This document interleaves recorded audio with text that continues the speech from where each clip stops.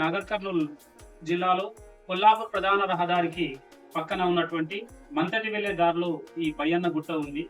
ఈ బయ్యన్న గుట్ట దగ్గర ఉన్నటువంటిది ఇది దాదాపుగా ఇక్కడ ఉన్నటువంటి కాలభైరవుడి విగ్రహం, ఈ భైరవుడి విగ్రహాన్ని మేము శాస్త్ర ప్రస్తావన ఉన్నందుకు ఇక్కడికి వచ్చి చూసాం. ఇక్కడ 1057 సంవత్సర కాలంలో కందూరు చోడుల కాలంలో వారు ఈ ప్రాంతంలో ఈ భైరవుడి ప్రతిష్ఠ చేసి ఇక్కడ ఒక శాసనం వేసినట్టుగా మేము చదివి ఇక్కడికి వచ్చి పరిశీలించాం. ఇక్కడ మనకు కనపడుతున్నటువంటిది ఇది భైరవుడి విగ్రహం. దీనికి ఎదురుగా ఉన్నటువంటిది శాసనం కూడా ఇక్కడ ఉంది.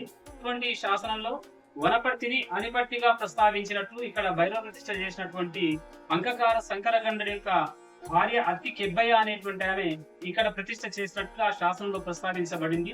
ఆ శాసనాన్ని మేము పరిశీలించడానికి సాహితీ కళావేదిక పక్షాన కొత్త తెలంగాణ చరిత్ర బృందం మేమందరం కలిసి ఇక్కడికి విచ్చేస్తాం.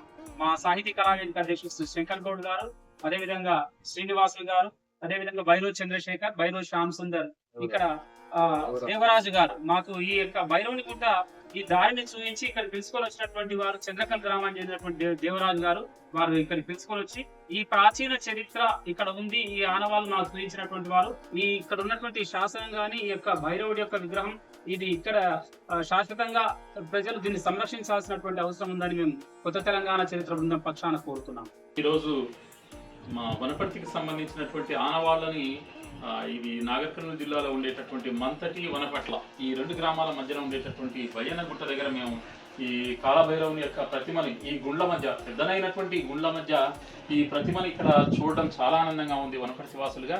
అట్లాగే ఈ ఈ విగ్రహం చెక్కినప్పటి కాలానికి సంబంధించి అయితేనేమి, మరి ఆనాటి రాజన్యులకు సంబంధించి పాలకులకు సంబంధించినటువంటి శాసనం కూడా ఈ భైరవుని యొక్క ప్రతిమకు ఎదురుగానే ఆ శాసనం చెక్కబడి ఉంది.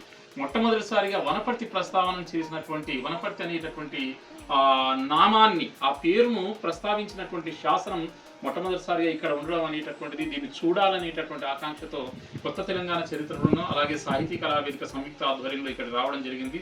మరి ఉపాధి కోసం ఇక్కడ ఉండేటటువంటి వాళ్ళు వీటిని ఈ పెద్దనైనటువంటి కొండరాలని మరి పగలగొట్టి దాని నుంచి ఉపాధి సంపాదించుకోవచ్చునేమో కానీ మన చరిత్రను మాత్రం కాలగర్భంలో కలిపేటటువంటి మరి పరిస్థితి ఏర్పడుతుందనే ఉద్దేశంతో మేము గ్రామస్తులకు ఇంతవరకే గ్రామ సర్పంచ్ గారిని కూడా కలవడం జరిగింది. వారికి కూడా ఈ విషయాన్ని మేము సూచించినాం. మరి ఈ కాలభైరవుడి విగ్రహానికి కూడా ఒక ప్రత్యేకత ఉంది.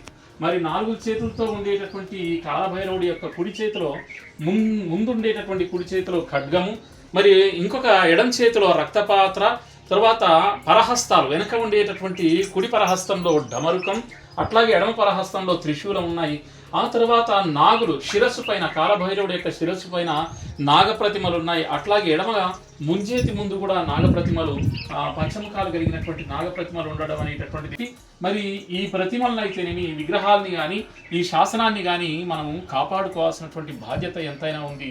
మరి వనపర్తికి సంబంధించి ఆనాడు ఈ ప్రాంతాన్ని ఏలినటువంటి వాళ్ళందరూ కూడా ఒకరి ఆధిపత్యంలోనే ఉండేటటువంటిది. కాబట్టి వాళ్లకు తోచినటువంటి విధంగా ఎక్కడైతే వాళ్ళకు మరి ఒక గొప్ప విషయాన్ని తెలియజేయాలో, లేదంటే వాళ్ళకి ఏదైనా సందర్భంలో ఆ సంబంధితమైనటువంటి ఆ దైవం వాళ్ళకి స్వప్నంలో కావచ్చు, లేదంటే ఇతరత్ర వాళ్ళకి ఆవహించినప్పుడు వాటికి సంబంధించినటువంటి ప్రతిమల్ని శిల్పించడం కానీ ఆ శాసనాలు శిల్పించడం కానీ జరిగింది. కాబట్టి మరి వనపర్తికి సంబంధించినటువంటి వనపర్తి నామాన్ని, వనపర్తి పేరును ప్రస్తావించేటటువంటి శాసనం ఇక్కడ చూడడం చాలా ఆనందంగా ఉంది.